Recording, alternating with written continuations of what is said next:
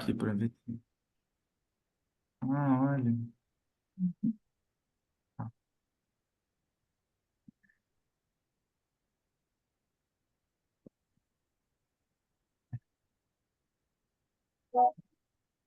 um segundo. Bom, boa tarde, gente. Obrigado a todo mundo que veio.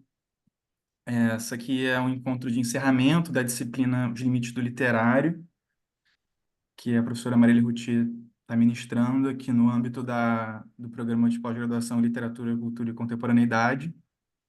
Gostaria de agradecer, antes de mais nada, a professora Marília Librandi por ter aceito o convite de vir aqui conversar com a gente. É, e agradecer também a outra Marília, Marília Routier, pelo curso ao longo do semestre, por sempre ser tão aberta e disponível para as propostas e inquietações dos alunos. Ao longo desse semestre, a gente investigou de perto e coletivamente como turma a obra de dois autores artistas de extrações sociais e raciais bem diferentes. Primeiro, a gente se debruçou sobre os projetos arquitetônicos, as peças de teatro, as performances, o projeto de filme inacabado na Amazônia e as roupas do Flávio de Carvalho, esse multiartista modernista da primeira metade do século XX. Depois a gente estudou as obras produzidas pelo Arthur Bispo do Rosário, seus estandartes, seus mantos e seus objetos. Ao longo das aulas, diversas associações com a arte indígena contemporânea apareceram, sobretudo quando o debate recaía na relação dos alunos, ó, dos artistas com as instituições, como o caso da Clã Moreira ou o mercado de arte. Além das diversas linguagens usadas pelos artistas, os diferentes arranjos culturais que circunscrevem as obras, seja a racialidade, a etnicidade, a tradição, etc. Assim, a partir dessa quase onipresença do vestuário, né, do manto, dessa figura do manto, que se mistura com uma relação com o divino, como é o caso do manto de apresentação do bispo, ou ainda o traje de verão do Flávio de Carvalho, sua potência de ruptura. Então, a partir dessa associação, a gente achou que seria interessante evocar o debate em torno do manto tupinambá e da atuação da glicéria, como uma maneira de amarrar ou desamarrar os nós que propomos ao longo do semestre. Bom, eu queria repetir uma mini biografia da professora Marília Librandi, rapidamente. Marília Librandi é doutora em Teoria Literária e Literatura Comparada pela USP, pesquisadora afiliada ao Brasil Lab, da Universidade de Princeton, e dirige o Lab Escrita e Escuta, um workshop online que une meditação zen e liberação de processos criativos em textos acadêmicos e em outros gêneros. Foi professora de Literatura e Cultura Brasileiras na Universidade de Stanford, em Princeton, e professora colaboradora do Núcleo Diversitas, na USP. Colabora com o mestrado profissional em Artes da Cena, do Centro de Artes e Educação Célia Helena Itaú Cultural, e com um mestrado em Escritas Performáticas da PUC-Rio. É autora dos livros Escrever de Ouvido, Clarice Lispector e os Romances da Escuta, Maranhão Manhattan, Ensaios de Literatura Brasileira, e de Jacó Pinheiro Goldberg, A Maravilhosa Janela da Tela Poética sobre a Liberdade do Mundo, 50 anos de poesia. Ela é curadora da plataforma Clarice, ligada à Universidade de Princeton. Foi corroteirista do show Agora Clarice, com Beatriz Azevedo e Morano Veloso. Seus artigos sobre literatura e perspectivismo ameríndio foram publicados na Austrália, Canadá, Alemanha, Itália e Portugal, dos quais eu gostaria de destacar Escutar a Escrita, por uma Teoria Literária Ameríndia, Can't You Hear My Call?, The Guarani Kaiowá Letter and the Right to Land and Literature in Brazil, Os Canela e Eu, Tecendo Redes de Tradução e de Tradição, Jaider Isbel, Macunaímã, Manifesto e a Cosmopolítica da Arte Indígena Contemporânea, além da entrevista coletiva com a Dayara Tucano, Denilson Baniwa, Gustavo Caboclo, intitulada Nem Modernista, Nem Antimodernista, a Arte Indígena Contemporânea e Cosmopolítica na Vanguarda de um Brasil que Jamais Foi Moderno. Além disso, ela coorganizou a série Pensamento Ameríndio, com Ailton Krenak, Almir Suruí, entre outros. Em 2023, foi nomeada Euadaru Mestre da Palavra, pelos Boé Bororo, do Mato Grosso. Hoje em dia ela vive entre o Brasil e os Estados Unidos. Bom, a turma da disciplina Limite do Literário e a nossa pós-graduação, a gente te saúda e espera que as discussões aqui sirvam como uma faísca para os debates no futuro.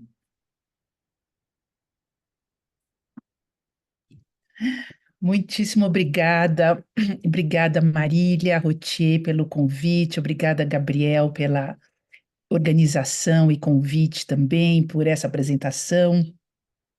É um prazer imenso estar aqui com vocês, né, colaborando nesse encerramento dessa disciplina tão ampla, né? Gabriel foi me contando aí ao longo das conversas tudo o que ia acontecendo. E a minha intenção é falar por cerca de 20 minutos, relembrando alguns pontos importantes do texto, para a gente abrir a conversa. Eu acho que, como a gente não tem muito tempo, né, o mais interessante vai ser essa interação mesmo entre nós. E talvez no final, se der certo, se eu não me estender muito, eu vou partilhar com vocês algumas fotos que eu acho que também ajudam a contextualizar esse texto, né? O, o quântico, não, o quântico do manto tupinambá, né? Ou o manto tupinambá quântico. Não, é o quântico mesmo, porque era um jogo com cântico, né? O canto e o cântico. Eu vou começar então falando, né? Sem saber exatamente do que vocês estavam tratando, né, dos materiais, mas o título, né, Os Limites do Literário. E vou apelar para aquela famosa palavra, nonada, essa palavra que abre o Grande Sertão Veredas.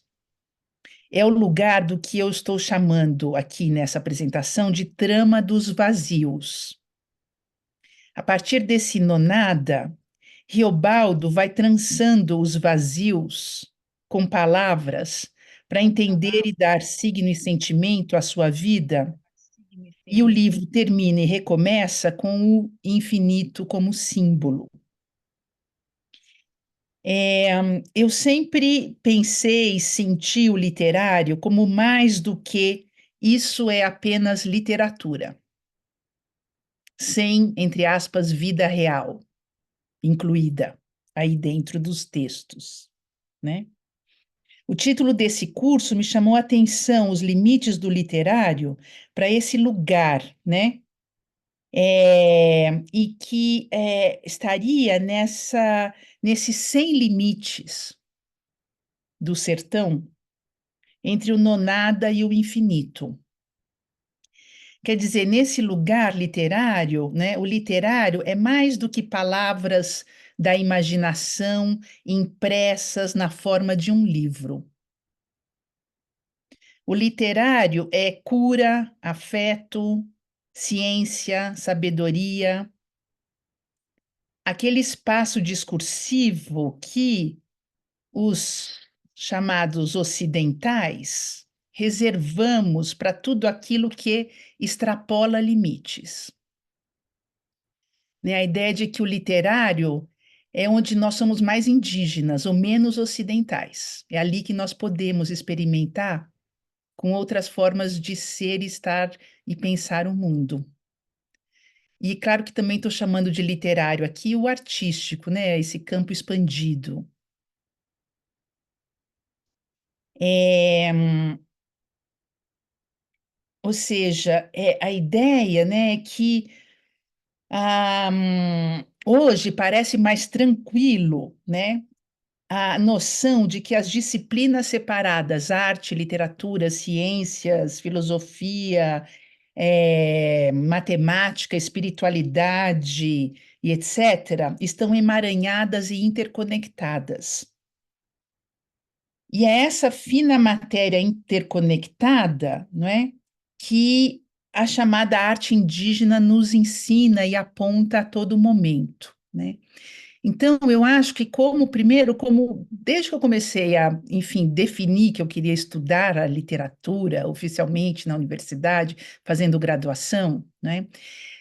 De algum modo, fui sempre movida por uma demanda de entender o literário como uma presença, né? Quer dizer, eu passei anos estudando e lendo o Grande Sertão Veredas. Aqueles personagens, eles não são apenas de papel, aquilo não era possível, esse entendimento de que aquilo é apenas literatura não cabia no tamanho daquela presença, né? E eu acho que esse trabalho de hoje, então, essa relação com o manto tupinambá, nos ajuda a pensar isso. Quer dizer, a tentar pensar isso, né? A relacionar essa questão. Então, eu vou relembrar para vocês aqui alguns elementos desse texto, não é? Que tenta reunir duas linhas paralelas. A primeira é o que eu chamei a infinita revolta do manto tupinambá e da retomada territorial. Né? Então, o texto reconta a história de como Glicéria foi reconstruindo, né, esses mantos. A segunda narrativa foi justamente a tentativa de entender a teoria quântica pensada numa perspectiva desconstrucionista das ciências humanas, na proposta de Karen Barad, né? E eu fui traduzindo um ensaio dela, de 2018, que se chama Perturbando os Tempos e Ecologias do Nada. Retornar, relembrar e confrontar o incalculável. Então, o que é muito interessante na Barad é que, sendo uma doutora em física de partículas teórica, né, ela, ela traz esse debate para as ciências humanas a partir da perspectiva derridiana dos espectros, por exemplo, especialmente nesse texto, né?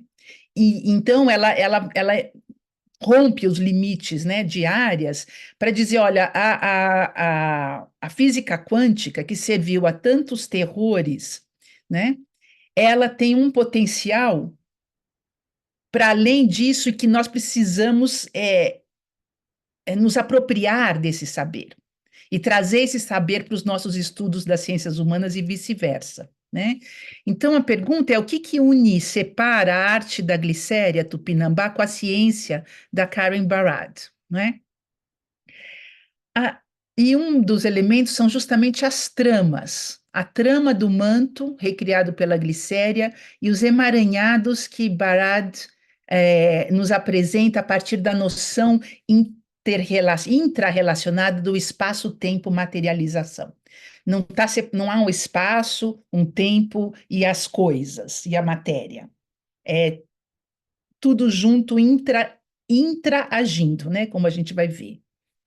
Então, é, justamente essa ideia que vai ser interessante mais para o fim desse texto para pensar a questão da temporalidade e juntar o que a Barad nos explica sobre como que a física quântica repensa a temporalidade com o que a Glicéria denominou de cosmoagonia, né? Então, um dos elementos importantes é entender que o manto, né, é um ser agente e é também um ser agente coletivo, carregado de propriedades espirituais, ambientais, climáticas, territoriais, científicas e artísticas de extrema densidade histórica, né? Essa relação com. Eu vou saltando, né? Eu estou pegando elementos aqui. Essa questão da trama dos vazios é uma pesquisa, um texto que eu estou elaborando há alguns anos e que parte da ideia de pensar a rede de pesca, pela perspectiva do peixe, que da rede só vê os buracos, né? Então, como pensar a rede não pelos fios que unem, mas pelos buracos através dos quais o peixe pode escapar de ser emaranhado nessa rede mortífera, né? Então, eu tenho pensado sobre esses espaços vazios, em branco, os buracos, né? E aí, quando eu encontrei esse texto da Barada, que vai falar do vazio, né? Foi aí que começou a tecer essa relação com o manto. Bom, Glicéria se apresenta como uma magé, né, trazendo a força da presença feminina na história e na confecção dos mantos, né? É, e, ao mesmo tempo, a Barad justamente vai dizer, não é, numa perspectiva feminista, repensar a ciência da física quântica, que ela diz que abre espaços radicais justamente para explorar mudanças epistemológicas, ontológicas e criativas por dentro dos sistemas hegemônicos, né? Então, qual é o cântico do manto? Rapidamente rememorando rapidamente assim alguns elementos dessa história, né? Na mostra do Redescobrimento Brasil Mais 500, que aconteceu no Parque Ibirapuera, em São Paulo, no ano 2000, para marcar e celebrar os 500 anos da chamada Descoberta do Brasil, duas obras importantes vieram da Europa. A Carta de Pero Vaz de Caminha, o original, e um dos mantos Tupinambá, datado de cerca de 600 anos, que estava em Copenhague, não é? Ao mesmo tempo que estava acontecendo as comemorações oficiais dos 500 anos, aconteceu um evento chamado Brasil Outros 500, né, na Bahia, justamente contestando o que eles chamaram de uma história infame e uma história indigna, né, de uma sociedade fundada, segundo o texto indígena, na invasão e no extermínio dos povos que aqui viviam e que foi construída na escravidão e na exploração dos negros e dos setores populares. O irmão da Glicéria, que é essa pessoa incrível, que é o cacique Babau, né, aponta nessa época que o governo brasileiro só quer ouvir o sim. Eles falam assim: vamos ouvir os índios, desde que os índios digam sim para nós, né? Então ele diz assim: o governo, o Congresso, só tem um ouvido, só para o sim. Eles não aceitam um não de jeito nenhum. E nós temos que ensinar a eles que o não é o complemento do sim, no nada, né? Refazer essa história. O povo tupinambá era considerado um povo extinto até a chegada desse manto nessa exposição, a ida de dois indígenas tupinambá da Bahia para visitar essa exposição, não é? Eles têm uma Dona Nivalda e Aloísio que tem uma reação muito forte física ao ver esse manto, né? É, e essa reação, esse afeto, esse contágio desse manto vai acabar coincidindo com a luta que há muitos anos o povo indígena Tupinambá de Olivença travava para o reconhecimento deles como povo Tupinambá. Nós não somos um povo extinto, nós estamos, os Tupinambá estamos vivos aqui. Então, havia um reconhecimento étnico e uma retomada territorial que começa a se afirmar a partir de 2004. Efetivamente, a partir de 2001, a FUNAI reconhece e denomina-os como povo Tupinambá de Olivença, né? Começa um processo ferrenho de retomada do território. Glicéria é presa, o irmão é preso, são anos de batalha, né? Hoje, a Serra do Padeiro, onde eles vivem, é um lugar revitalizado, mas ainda a homologação, pelo menos até 2023, pelo que eu sei, a homologação não estava concluída, né? Voltando para a exposição do ano 2000, né, tinha lá a Lígia Pape apresentando, né, uma instalação em que ela dizia assim: eu acho que o espírito tupinambá permanece nos brasileiros. E a Lígia criou várias versões do manto, né? Uma delas é uma fotografia em branco e preto, em que é coberta por uma nuvem vermelha, é uma foto, né? Montagem. E ela diz que, que fez essa foto porque quando, disse ela, eu atravesso a Baía de Guanabara, Eu faço um filme, eu imagino baleias, botos, os índios, eu fico sonhando, visito o meu passado e a história se superpõe, né? Então, essa ideia da superposição, que é o que vai interessar a gente aqui para falar do manto e da temporalidade quântica, né? Só para relembrar, 2001, a Lígia criou uma instalação que ela chamou de Carandiru, a partir da chacina, né? E é tão importante o que ela diz aqui, ela fez uma cachoeira de sangue, porque quando ela leu as notícias sobre a chacina, né, ela falou justamente dessa imagem e ela diz assim: então eu fiz uma cachoeira vermelha. A base por onde esse sangue cai tem a forma do manto tupinambá. Eu associei os prisioneiros atuais com os tupinambás que habitavam toda a costa do Brasil e foram dizimados. Então, de novo, a sobreposição, né? E a constante reatualização das matanças e de outras possibilidades, né? E ela diz: não é só uma questão política, é também uma questão de espírito e de conceito. Não se abre mão da vitalidade. Eu acho que isso, né, é muito fundamental. Não é só uma questão política, literária, artística, né? É também uma questão de espírito e de conceito. Não se abre mão da vitalidade, quer dizer, o território brasileiro, a história brasileira, né? Está em jogo, as nossas vidas estão em jogo a cada vez que um extermínio desses acontece.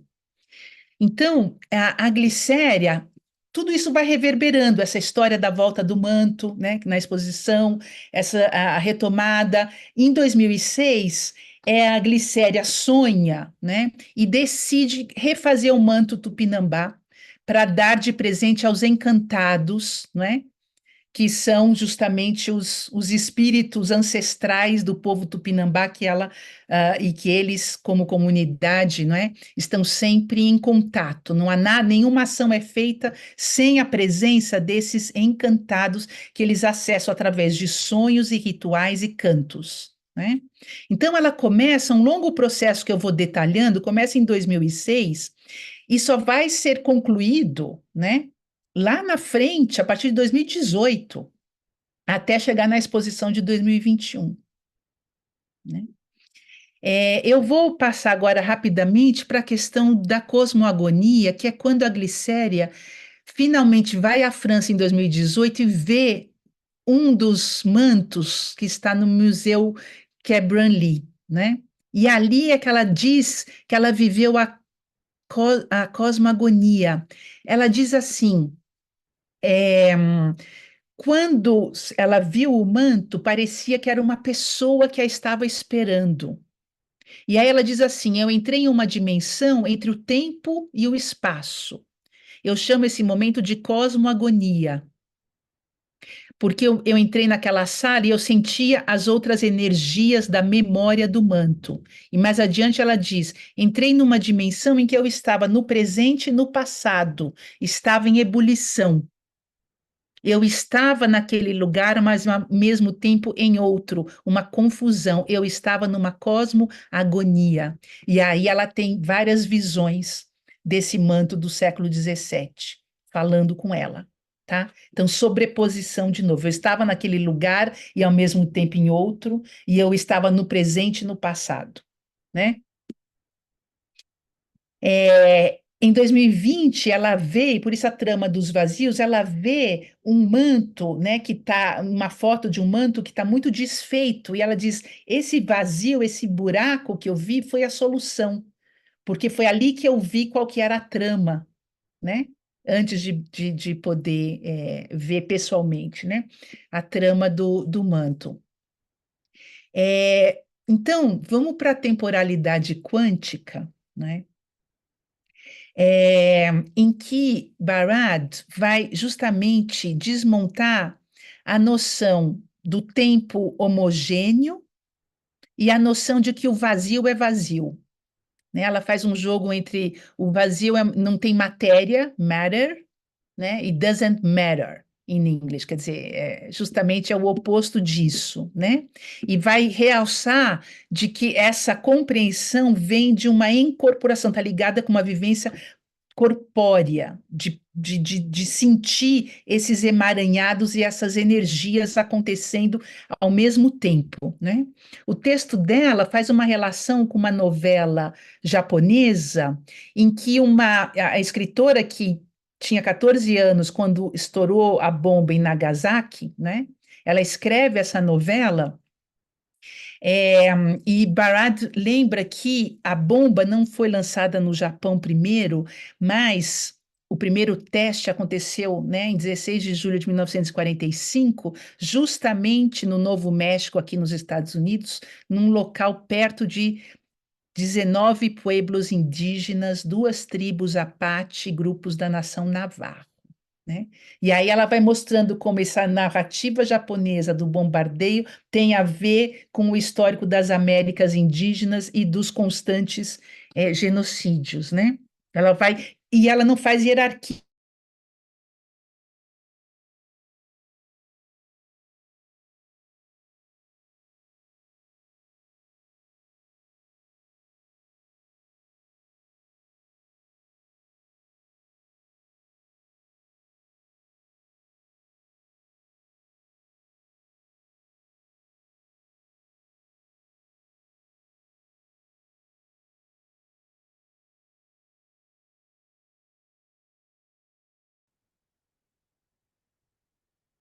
É, justamente oposta à ideia de que o tempo seja sucessivo, de que o passado é aquilo que ficou para trás e que o futuro é aquilo que vai vir daqui a pouco, né? Barad pergunta: haverá um sentido de temporalidade em que a gente possa entender o ano de 1492, com a chegada europeia nas Américas, como vivendo dentro de 1945, o ano do fim da guerra e o ano da explosão da bomba, e vice-versa? É possível entender uma temporalidade em que 1492 esteja dentro de 1945 e 1945 esteja dentro de 1492? Ao invés de uma noção externa e sucessiva, diz ela, o tempo é instável, vazando continuamente para fora de si mesmo. Por isso que está tudo, né, intra-relacionado. Do mesmo modo que quando Glicéria começa a mexer na matéria do tempo, na matéria do manto, né, ela está mexendo com a temporalidade, né, e com a questão territorial e espacial. Vamos tentar lembrar um pouquinho do termo difração, que é fundamental aqui, tá? A difração na física quântica ou na física define a sobreposição de espaços e tempos. Para a física clássica, só há dois tipos de entidades no mundo: ou há partículas ou há ondas. As partículas agem num padrão de dispersão. Eu jogo uma bolinha de gude numa sala, uma bolinha vai para um lado, outra bolinha vai para o outro. Elas se dispersam na sala. Elas são partículas. Agora, as ondas, elas se sobrepõem. Uma onda vai em cima de outra onda e vai em cima de outra onda. Essa sobreposição é a difração, né? Então, não é possível você ter duas partículas no mesmo lugar e ao mesmo tempo. Uma bola de tênis não vai ficar ocupando o mesmo lugar de uma outra bola de tênis. Elas vão estar juntas, ou, né, aproximadas ou separadas. Já as ondas são perturbações do campo, elas não são uma entidade, né? Aí começam os experimentos. Vamos relembrar rapidamente aqui. Eles fazem um experimento de uma barra com dois pequenos buracos e jogam partículas ali. Eu vou fazer o seguinte, para ir mais rápido nessa parte, eu vou mostrar umas imagens que eu acho que vai ficar mais fácil para nós, porque o negócio é tão complicado, né? Ah, será que você consegue colocar esse share para eu partilhar aqui umas imagens, Gabriel? Marília, Routier, acho que você tem que colocar a Marília Librandi, Ah, como é, co-host. porque eu sou co-host agora, mas eu não consigo atribuir isso a ninguém. Ah, tá. Já está, já coloquei. Ah, maravilha. Então, vamos lá. Peraí, deixa eu só abrir aqui. Ok. Deixa eu abrir aqui para vocês. Aqui. Agora volto. Share. Aqui. Ah, ok. Ok. Vocês estão vendo, né? Ok. Ok. Aqui tem a barra, tem um furo na barra e uma lousa atrás, né? É uma figuração do experimento. A gente joga uma bola, que é uma partícula, né? Uma bola de gude, ela vai passar por aqui e ela vai chegar do outro lado, tá bom? Normal, tudo bem. Agora a gente coloca duas barras, né? A gente coloca duas barras e solta as partículas. Elas vão passar por uma barra ou por outra, ou vão cair no chão e vão chegar do outro lado desse modo. São partículas, né? Opa, aqui. Só que aí ok. No caso da onda, o que acontece? Eu ponho a água, ela vai se espraiar e vai tocar no ponto mais forte aqui, mas ela vai se espraiando. Se eu coloco duas barras, dois buracos, a onda vai se sobrepondo uma à outra, não tem mais um lugar apenas, são várias ondas sobrepostas, tá? Então, esse é o padrão da difração. Ele se espalha, ele se sobrepõe aqui em vários lugares ao mesmo tempo, né? Diferente da partícula. Ok. Acontece que. Peraí, que eu acho que está faltando aqui. Ah, está faltando umas imagens. Ahm, oh, caramba, o que foi que aconteceu aqui? Ah, peraí, que eu vou abrir um outro. Só um minutinho, gente, desculpa. Eu vou abrir um outro aqui, porque esse está incompleto com as imagens. Espera só um minuto. PowerPoint. Oh, droga. Recent. Aqui. Agora sim. Tá, agora vai dar. Aqui.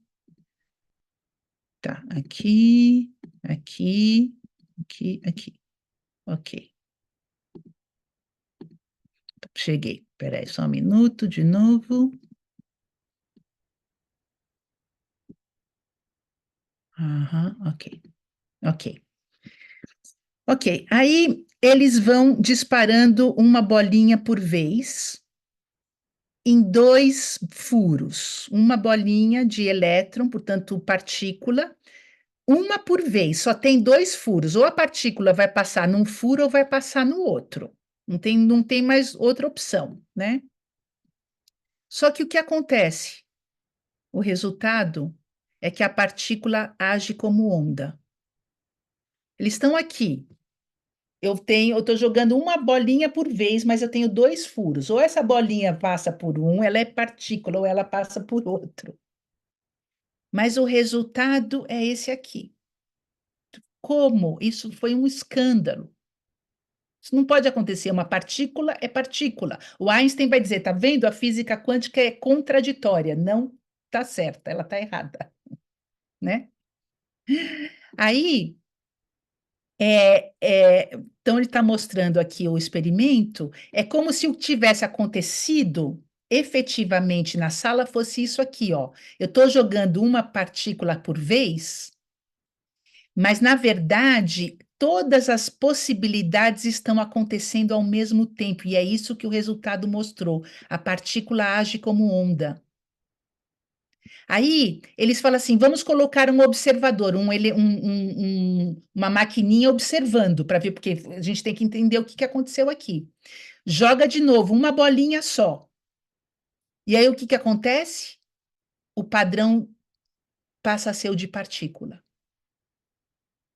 Então, vocês vão dizer assim, se tem um observador observando o que está acontecendo, a partícula é partícula. Se eu tiro o observador, a partícula age como onda. Então,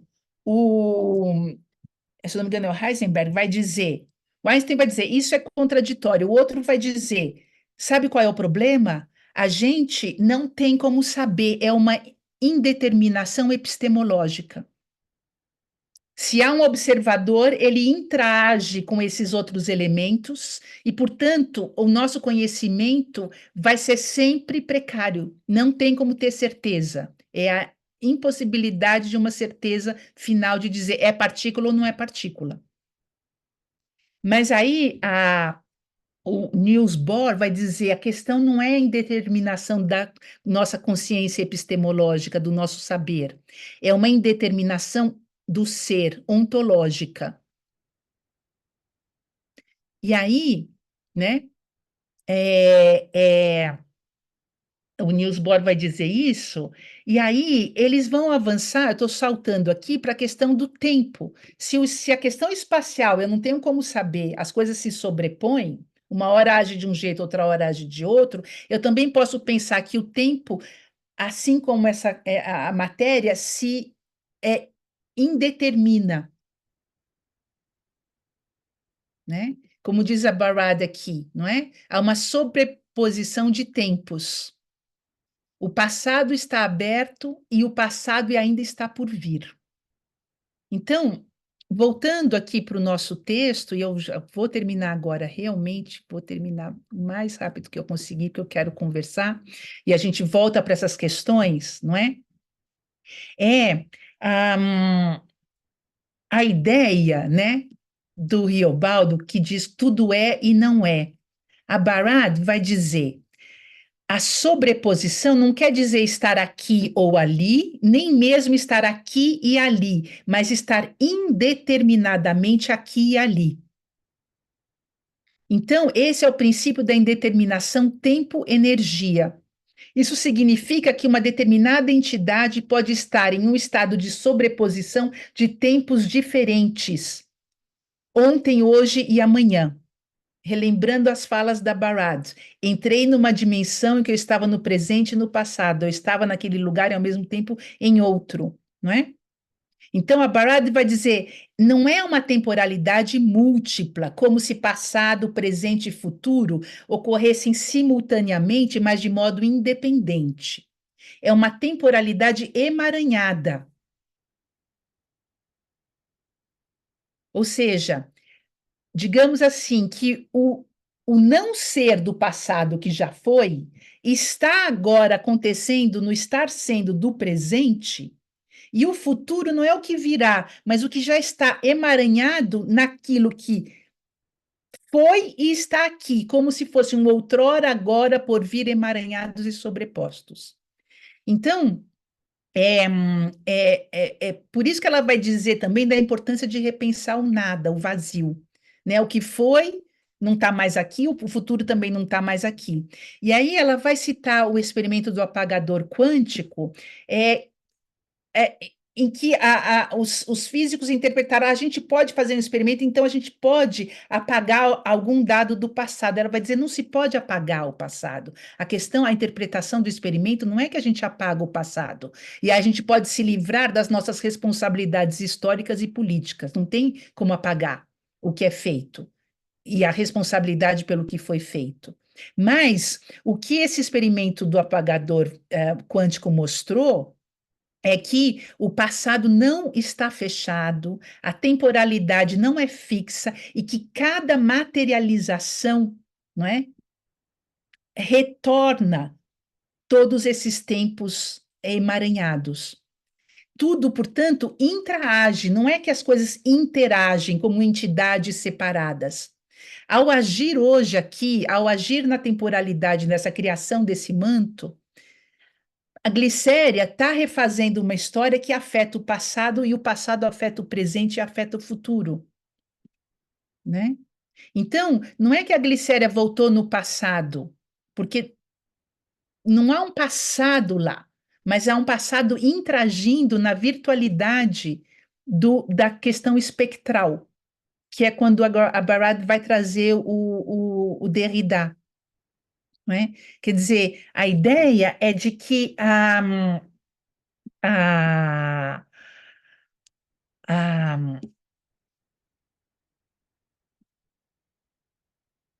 é, é de que justamente aquilo que a gente não vê está agindo ao mesmo tempo. E a questão é como é que eu percebo esses emaranhados, como é que eu percebo que o vazio não é vazio.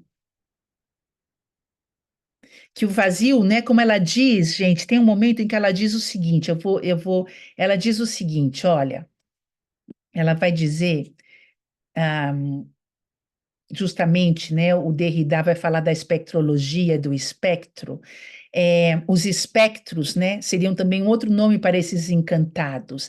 Os espectros não são imateriais, mas são condição integral das condições materiais existentes. Então, aquilo que a gente chama virtual, espectral, fantasmático, ou vamos dizer aqui, literário, não é? E que a gente diz que não existe porque não tem materialidade, ela vai dizer o seguinte: a própria matéria é constituída 99% de virtualidade ou de vácuo. As partículas virtuais não significam que elas não sejam reais. Ela vai citar uma matéria que diz assim: a matéria é apenas flutuação de vácuos, e explica que a maior parte da massa de um átomo não se deve às suas partículas constituintes, que são apenas 1%, mas às partículas virtuais. Então, o vazio dificilmente pode ser considerado como aquilo que não importa. E aí, ela vai dizer: o vácuo é uma tensão viva que perturba a oposição entre viver e morrer. O vácuo é um dinamismo de indeterminação, um entrelaçamento do viver com o morrer, do morrer com o viver, não é? Que também não anula questões de vida e morte. Mas a ideia é que o vazio está repleto de anseios, possibilidades, imaginações do que foi, do que poderia ser, tudo coexistindo. Não pense nem por um minuto que não haja efeitos materiais do anseio e da imaginação. Então, isso nos leva de volta, eu vou encerrar aqui, né? Apesar de ter mais coisas ali sobre o manto, mas nos leva de volta a essa questão dos limites, né? Daquilo que a gente chama de literário, ou do que a gente está vendo aqui de uma ação artística que é muito além do que é uma ação artística, separada de todos esses emaranhados, não é? É que o nosso modo de separar ser não ser não dá, né? Não funciona, né? Quer dizer, o literário, a poesia, né? Ela está tão presente quanto outras dimensões, assim como essa temporalidade que a espiritualidade, por exemplo, afirma, né? E a espiritualidade indígena das questões da ancestralidade no momento presente.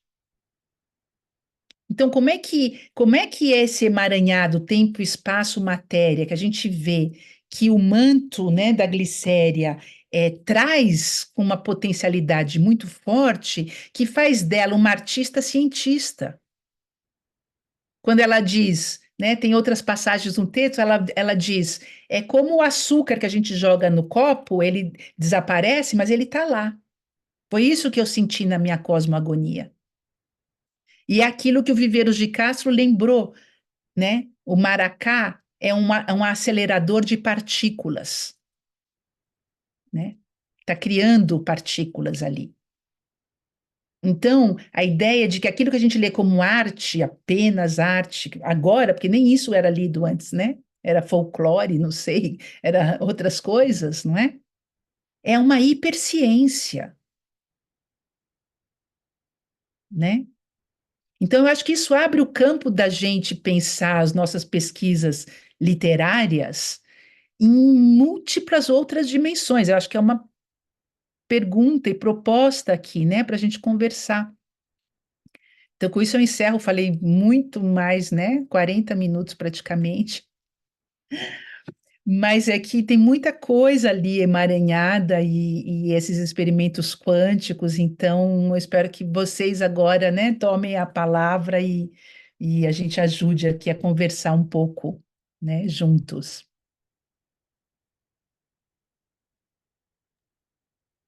Muito obrigado, Marília. Nossa, muito obrigado mesmo pela fala.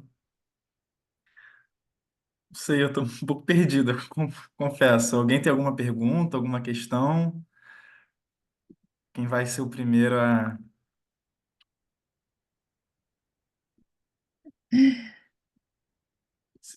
Se não tiver, eu tenho. Não é exatamente uma pergunta, mas muito obrigada, Marília, foi muito bom ouvir. É, tem, tem um texto seu que o professor Frederico Coelho passou uma vez numa aula que chama o escutar acho que é o escrita de ouvido, ou escutar a escrita, mas que você define a literatura como uma caixa de música. E você também se usa de uma outra definição da Weisheng de Mock que fala que a literatura tem a ver com a ressonância. Então, é um campo de ontologia instável, onde cada leitura, enfim, desestabiliza o que está fixo no papel. E daí eu fiquei pensando quanto que isso tem a ver com todas essas proposições físicas que você trouxe aqui, tanto dessa questão do observador que interfere no sistema, essa coisa do Bohr, é, mas também essas outras coisas que você trouxe sobre, enfim, porque o som também é uma onda, né? Então, como que. Eu não sei, eu só fiquei com essas duas coisas na minha cabeça, mas não tem nenhuma pergunta Bom, Maria, elaborada. muito Posso dar boa um trazer essa complemento, conexão. Diga Marília? aí, Gabriel. É que tem a ver também com isso. Foi uma coisa que me chamou a atenção na leitura e hoje também. Em mais de um texto seu, você retoma esse aforismo do Rosa no Tutameia sobre a rede e o ponto de vista do peixe, né? Que a rede seria uma série de buracos amarrados por uma corda, e isso seria o paradoxo do ponto de vista do peixe. E te ouvindo também falar hoje sobre essas questões da física quântica, como é que é como se o observador desestabilizasse o mundo, né? No caso da observação do comportamento das partículas. Mas assim, a importância para você, para pensar essas poéticas ameríndias, porque esse aforismo do Rosa você retoma sempre que você vai tratar de autores indígenas, né? Mas como é Uhum. que esse problema do ponto de vista do sujeito, né? Sei lá, no perspectivismo tudo é sujeito, né? Existe essa. Mas como é que essa coisa do ponto de vista, né, se conecta com esses artistas, essas obras? Qual a própria noção de ponto de vista é importante. Perfeito, perfeito. Obrigada, obrigada aos dois, né, pela trazer essas conexões. É, acho que começando pelo ponto da Maria, né, a questão da ressonância. Então, realmente, né, desde esse texto, quer dizer, é, a partir dessa questão da escuta, quando a gente está lendo um texto que é mudo, né? Está ali impresso na página, mas que reverbera na nossa mente quando a gente lê e murmura internamente aquele texto, que tipo de relação, né? Aquele texto é vivo, né? Eu acho que a questão é essa, né, Maria, Gabriel e todos que estamos aqui juntos. Eu acho que a questão é aquela matéria, ela tem efeitos, ela tem aquela frase do Rosa, né? Literatura tem de ser vida, né? Então, aquelas coisas que estão expressas ali, aquilo tem uma energia, vamos chamar agora quântica, que reverbera no nosso corpo quando a gente está lendo um determinado ritmo de escrita, de poesia, de fala, né? Então, eu acho que eu sempre tentei, né, e fui aprender, e justamente quando a primeira vez, aí juntando com o Gabriel, a primeira vez que eu li as questões do perspectivismo ameríndio, né, a partir do Viveiros de Castro, quando eu li aquilo, eu falei, mas é aqui que está o núcleo de uma pergunta que eu me faço há tanto tempo, que é como entender essa presença viva do literário, né? Não apenas como, isso é só imaginação, aquela dicotomia que existia há tanto tempo, né? Fato versus ficção. Como sair disso, né? É, e aí, justamente, era tentar fazer uns experimentos críticos, né? Para tentar entender, digamos assim, a partir do que a gente foi aprendendo sobre o perspectivismo ameríndio, e, portanto, a cosmogonia, o pensamento, a arte indígena, né? E é o seu modo de entender o mundo e as coisas, se dentro desse universo as ontologias são indeterminadas, depende do ponto de vista que está no corpo, pode ser cerveja ou cauim, né? Então, isso que a gente chama do campo do ficcional é como se a gente pudesse ver o mundo pela perspectiva do personagem de ficção, né? Então, por exemplo, eu conheço um pouco da pesquisa que o Gabriel está fazendo sobre os recados do Rosa, né? Quando a gente lê aqueles personagens e aquele texto em que mostram mil e outras perspectivas, a perspectiva da pedra, do morro, do passarinho, da cachoeira, daqueles outros personagens, né?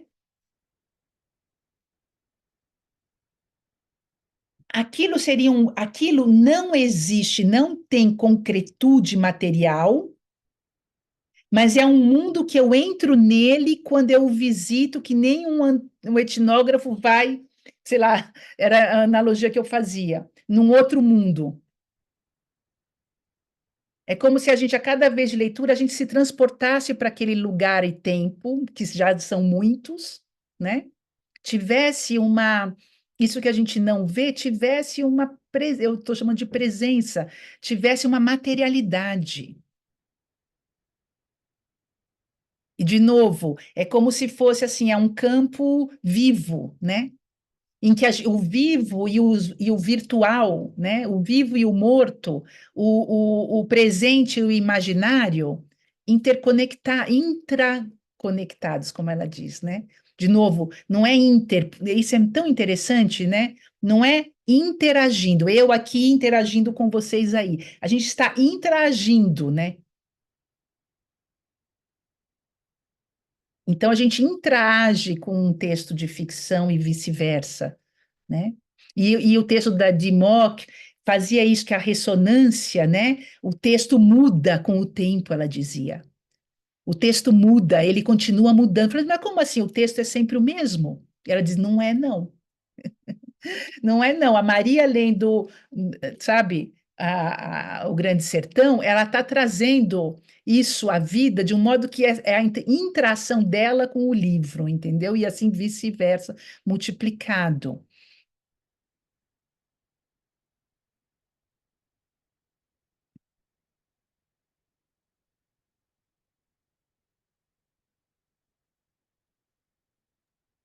Isis, quer perguntar? Boa tarde, Marília, boa tarde, professora, boa tarde, colegas. É uma satisfação estar aqui escutando uma fala tão potente como essa, né? E que acaba me provocando algumas questões, inclusive seguindo a dica da própria Marília, né? De tentar observar o próprio objeto dentro dessa fala. Então, eu queria também provocar um pouco, porque Marília começou a fala dizendo que é justamente no literário onde nós somos mais indígenas, mais experimentais. E não tem como eu não pensar nesse caso em Sozandrade, né? Que eu estou mergulhada aqui no Geza, né? Aqui nessa leitura do Sozandrade, né? Não tem como eu pensar nele. Inclusive, comecei a me provocar com essa fala em que o tempo é instável, né? porque o próprio Sousandrade tem uma fala sua, Marília, que você coloca que ele tornou-se um caso de exceção na história literária brasileira. Primeiro foi visto como um escritor menor e mais de 60 anos após a morte foi considerado como o mais interessante poeta do século XIX e um dos precursores das principais linhas de força da poesia do século XX. Seria, então, no caso, uma uma temporalidade, porque parece-me, né, que ele estava, parece que é justamente sobre isso que está sendo colocado aqui, né? Ele estava ali escrevendo e falaram para eles, você só vai ser lido daqui a 50 anos, e ele coloca entristeci, tristeza de quem escreve 50 anos antes, né? É como se ele tivesse presente nos múltiplos, que é a minha pesquisa é justamente sobre isso, sobre os trabalhos, a presença de Sousandrade no experimental brasileiro, principalmente nos filmes de Super 8. A gente olha no Agripina e Roma Manhattan, do Hélio de Sica, a gente olha o Jairo Ferreira, né, fazendo Ecos Caóticos, a gente olha também o próprio Sérgio Santeiro fazendo Guesa, em 69, todos esses filmes experimentais, né, onde viscerou essa força de Sousandrade, foi no experimental. E outra coisa que me chama a atenção, né? Onde somos mais indígenas, mais experimentais. Sousandrade utiliza-se justamente de um indígena, né? Para ser o mais experimental na obra dele. Enfim, se você puder é, é, comentar um pouco sobre tudo isso, eu agradeço imensamente. Que bom, né? Que bom, porque a gente, né, faz pesquisas, escreve coisas que estão lá atrás, né? O Sousandrade foi tão importante na minha vida, nossa, foi uma presença tão importante, mas está adormecido. Então, Isis, obrigada por trazê-lo à nossa convivência aqui nesse encontro, né? Porque é, eu acho que eu concordo com tudo que você disse. Eu acho que é exatamente isso. Quer dizer, quando eu escrevi sobre ele, não tinha essa visão de hoje, né? Mas eu acho que é, ahm, é aquela.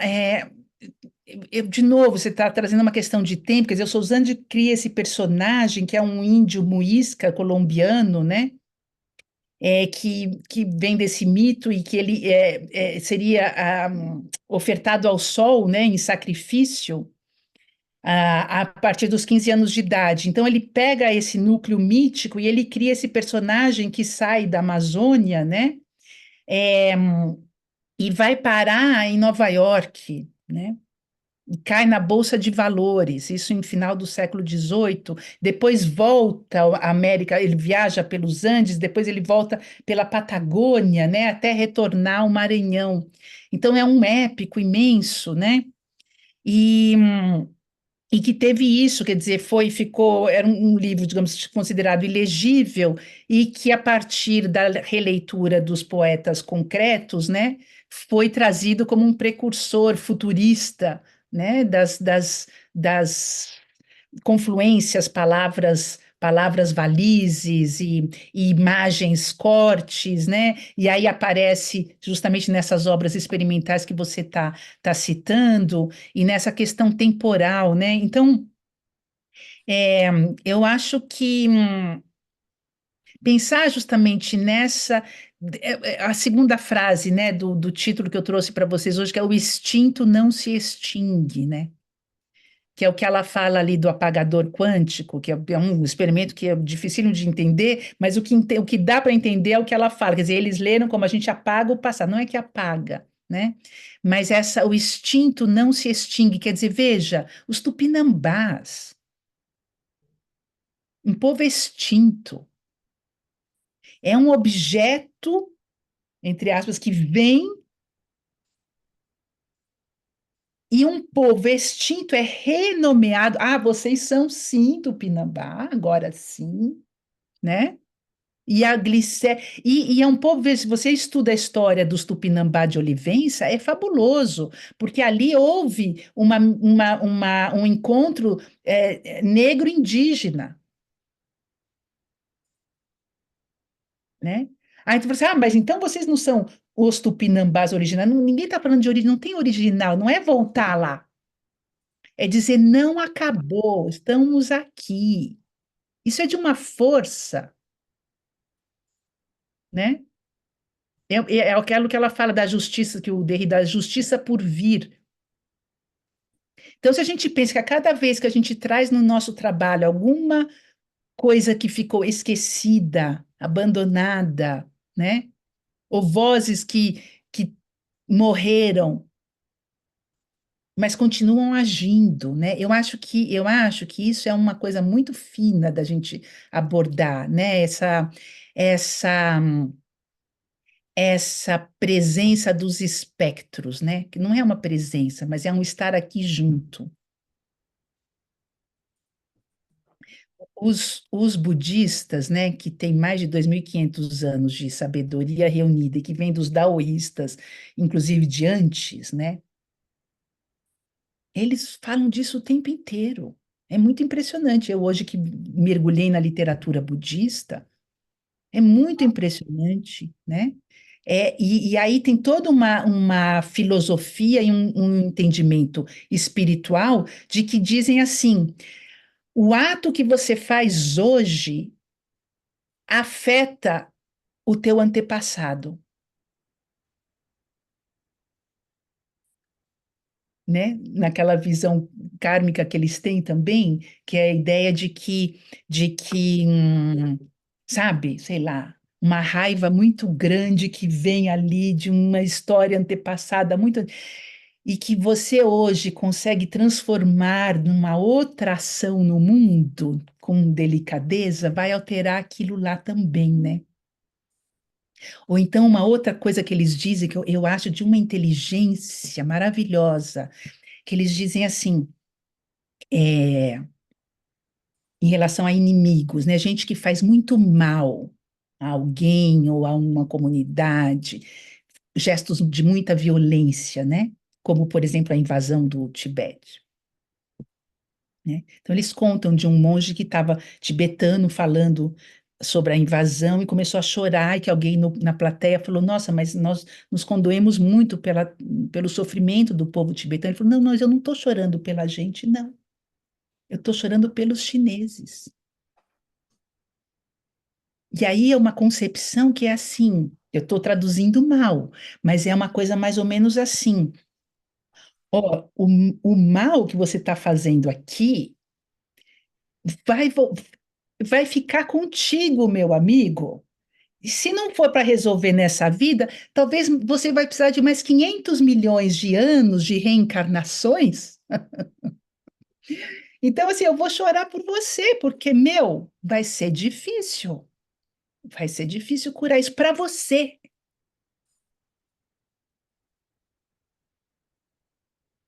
E, sinceramente, eu acho isso de uma força, né? De uma. Mas eu estou indo para outros caminhos aqui. Às vezes eu fico com medo de estar sendo muito esotérica, né? Não sei se eu estou sendo muito esotérica, Marília, da literatura para outros lugares, né? Mas eu acho que isso também traz uma força para cada coisa que a gente faz, escreve, sabe? Não é só uma tese, só um mestrado. Diga, acho que Gláucia quer falar, né? Quero, é porque o seu esoterismo me levou ao Simas, que diz que aqui na cidade do Rio de Janeiro era solo tupinambá, que foram exterminados, né, pelo São Sebastião, que apareceu para guiar os portugueses na Grande Batalha, e que é o caboclo que baixa nos terreiros, que nunca deixou de existir. Pronto. É, perfeito. Mas é isso aí.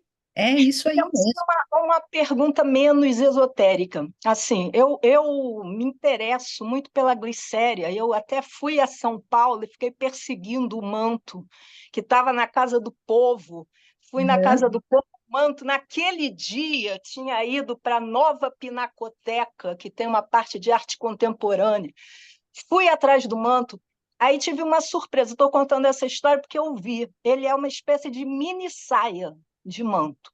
Uhum. A gente pensa num manto de um tamanho, Uhum. e ele é pequenininho.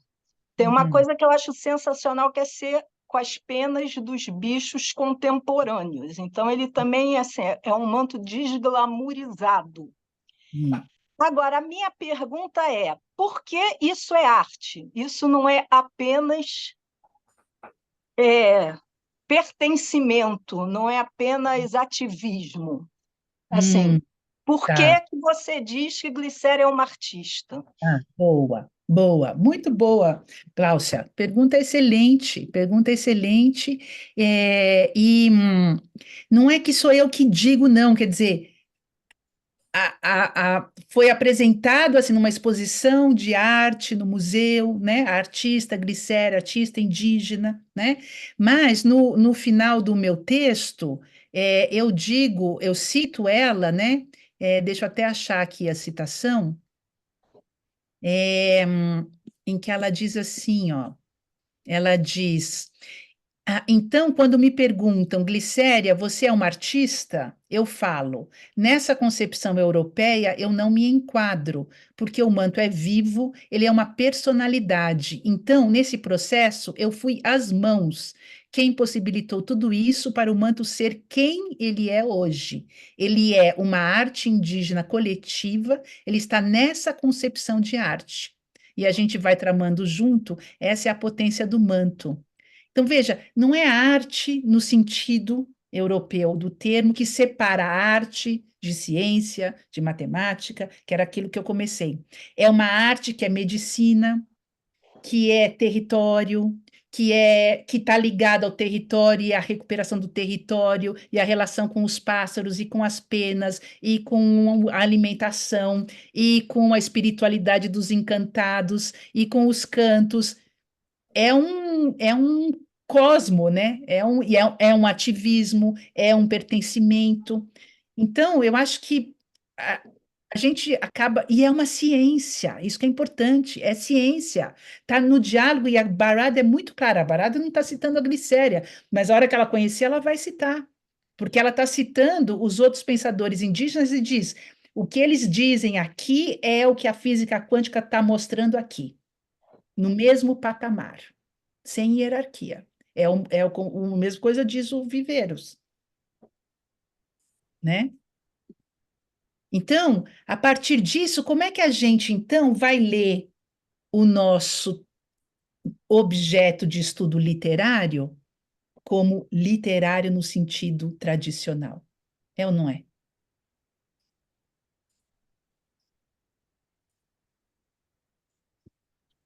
Marília, não sei se você está com horário, né? Não, eu posso ficar mais uns 10 minutos tranquilamente. Então, a Paula pediu a fala. Paula estuda literalmente esse tema, né? Arte não arte Hum. indígena. Oi, Marília, prazer te conhecer. Espero te conhecer pessoalmente quando você vier para o Rio. Dá até aquele nervoso perguntar, porque vira terapia, né? Porque são as questões de agora. Mas um dos capítulos é dedicado ao Jair Esbel. Hum. Esse vai ser.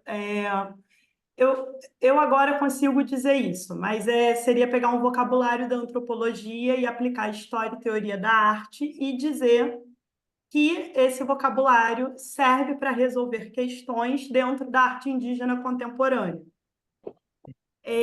Aí, um dos capítulos que é sobre o Jair Esbel, eu estudei principalmente a Bienal de 2021. Aí tem um subcapítulo sobre a Bienal e outro sobre aquela série dos Canaimé dele.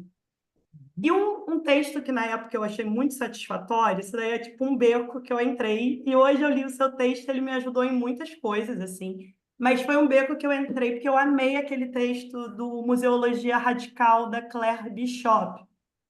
Até porque aqui no... Não sei como é que tá aí, né? Mas aqui no Rio teve essa moda muito forte nos museus, tipo Mar, a Bienal mesmo, daquele ano de 2021, desse formato expositivo que a gente chama de multitemporal. Aí eu fui escrevendo muito satisfeita, até que eu parei num tan, que se a temporalidade indígena é outra, não serve simplesmente a gente resolver o problema botando num formato multitemporal um grupo que teoricamente não conversa com esta história da arte. Teoricamente não, completamente. Não conversa com essa história da arte. Então, assim, se a gente resolve levar a sério, tipo, proposições como a da Yara Tucano, que fala assim, o problema é que querem transformar em mercadoria tudo que é mais sagrado. Uhum. Aí eu fiquei com esse incômodo dessa pergunta, e hoje, te ouvindo falar, eu percebo que se a gente tenta, nós ocidentais, ser um pouquinho menos céticos, Uhum. dá para considerar que aquele objeto lá dentro é uma possibilidade de acelerar partículas, no Isso. sentido de criar é realmente uma intenção de criar novas partículas dentro de um espaço que é inadequado, assim. E eu Ótimo. pensei isso e você me ajudou em muitas coisas, assim. Ah, que legal, Mas Paula. se você Lindo, puder falar mais, eu vou amar. Eu também. lindo. Só me explica uma coisa, essa multitemporalidade, como é que era? Como é que ela acontecia no mundo? Então, ela fala que hoje em dia, vários museus, se você quiser, até te mando o texto, mas ela fala que desde os anos de 2010 para cá, os museus que estão querendo entrar nessa proposta até o Reina Sofia entra no meio, nessa proposta do pós-colonial, ela está escrevendo no sentido do decolonial, né? E que já não serve tanto para as questões indígenas contemporâneas, aí é mais um problema, a gente não está falando nesses termos sempre. E ela fala que um jeito de resolver, por exemplo, um museu da Espanha, pegar obras de arte dos países sul-americanos e misturar. Você vai chegar, por exemplo, na Pinacoteca agora, vou usar um exemplo daqui. Pegaram toda a coleção de arte moderna, século XX, e colocam Portinari do lado do Denilson Baniwa. A reantropofagia foi para lá. Então, Uhum. ela fala que os museus atuais, querendo lidar com essas questões, dessas hierarquias, que vêm de um colonialismo, resolve, busca, né, cria tensões e resolve juntando tudo isso numa linha histórica multitemporal. Só que aí, quando eu pensei no mundo teórico do Jaider, não parecia fazer sentido, entendeu? Aí eu parei, aí eu deixei isso para depois. Foi isso. Sim. Não, acho uma pergunta importante, um questionamento muito importante, né? E, hum, e assim, me parece que a gente realmente, né, tem que desconfiar de tudo, sobretudo tudo que é instituição, ela já nos leva para um lugar de perigo, é uma zona de perigo e é uma zona contaminada, né? Os indígenas que o digam, o Jaider que o diga, né? São zonas contaminadas por um histórico opressivo e de violência de muitos séculos, né? Então, é muito louvável os esforços todos que estão sendo feitos nos museus, repensarmos-nos, né? Questionarmos-nos, mas sempre pensando, né? Esse texto sobre a rede do perspectivismo ameríndio, a rede e os buracos, né? Eu vou chamar ele de lugar de falha, né? Então, assim, sempre olhar pelo lugar de falha, assim, a gente vai estar, é uma tentativa, mas ela é falha. Agora, a partir do momento em que você traz, será que se eu entender que esse objeto, essa arte, ela está atuando aqui dentro, né? Desse museu ao ser colocada ao lado de uma outra, e que não é apenas, né, não é apenas colocar uma obra do lado de outra, mas criar outras partículas, como você está dizendo, de interação, de intração, aí a gente já começa a chegar mais perto, né, do que parece que é a força motriz, né, é diferente, né? É importante a gente fazer, é continuamente diferente. Então a gente vai colocar no nosso âmbito aqui, porque como dizer assim, é o nosso modo de falar, não tem como. Muita gente, por exemplo, criticou o Viveiros de Castro muito fortemente nos primeiros anos. Ah, não, mas você está usando o Deleuze para falar do perspectivismo ameríndio, né?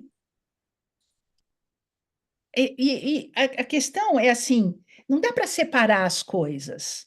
E a questão não é só essa, a questão é Esse é o meu modo de falar, mas não é que eu estou usando ele para falar dele, eu estou desfalando-me e mostrando que o que o cara está falando aqui, ele, na verdade, eles estão conectados, porque nós não somos separados, que é outra coisa também, que é muito, o Nodari tem vários textos nesse sentido. Nós também somos indígenas. Será que a gente consegue pensar isso sem ser apropriativo? Não é? Não é que nós não somos. Nós virtualmente somos também, porque a matéria é feita de 1% e 99% de vácuo. Então, os meus vácuos são indígenas, negros, sírios, libaneses, judaicos, asiáticos, japoneses, animais, insetos. É o budismo de novo. Não vai matar a formiguinha, não, minha amiga. Nem a aranha, não é?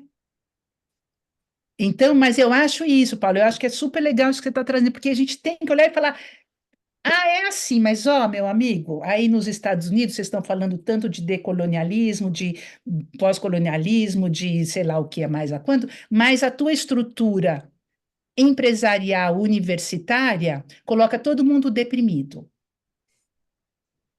Ou nas instituições públicas brasileiras, mal pagas, mal cuidadas, blá, blá, blá, blá, blá, mas não deixam de serem instituições também. Então, a gente está dentro, mas está fora delas. Tem que estar, né? Assim, sempre com esse entre-lugar, né? Então, obrigada pela pergunta. Muito obrigada, Maria. Obrigada a você. Nossa, muito bom. Mais alguma pergunta?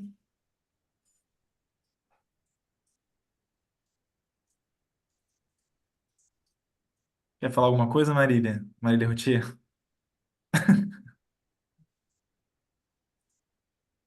Agradecer muito a Marília Librandi, a você pela organização e a todos que estiveram aqui e aos que tiveram paciência comigo durante o semestre.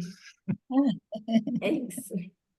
Muito obrigada e, né, espero que vocês possam dar outras palestras, quando for possível, pela internet. É assim, Muito. extraoficialmente, acho que dá para falar aqui, a Marília vem à PUC em outubro.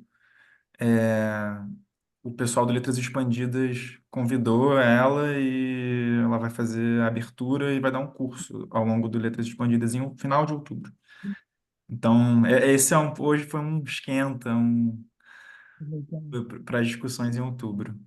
Ah, Vamos nos preparar para outubro. que lindo.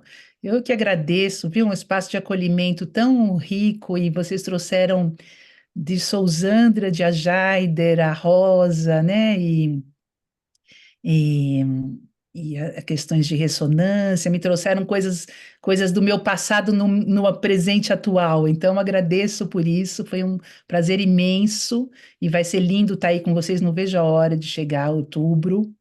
E muito obrigada, e obrigada por esse curso lindo, né? E por abrir esse espaço. É, e a gente se vê logo mais, É né? isso. Muito obrigado, Marília, pela generosidade. Ah, eu vou tirar uma foto, deixa eu tirar uma foto da gente aqui, daí eu guardo, peraí, nessa telinha. Hum. Ok? Pronto. Hum. Obrigada, gente. Valeu, viu? Muito, muito bom mesmo.